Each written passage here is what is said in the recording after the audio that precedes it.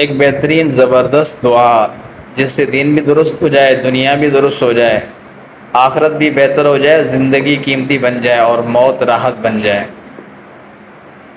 اس دعا کو امام مسلم رحمہ اللہ نے اپنی کتاب صحیح مسلم کے اندر ذکر کیا ہے۔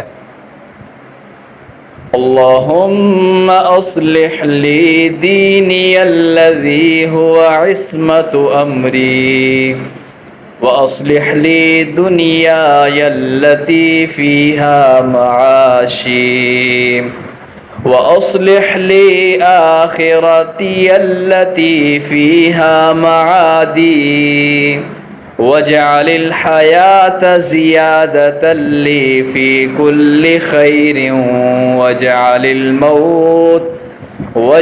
الموت راحة لي من كل شر۔ صحیح مسلم۔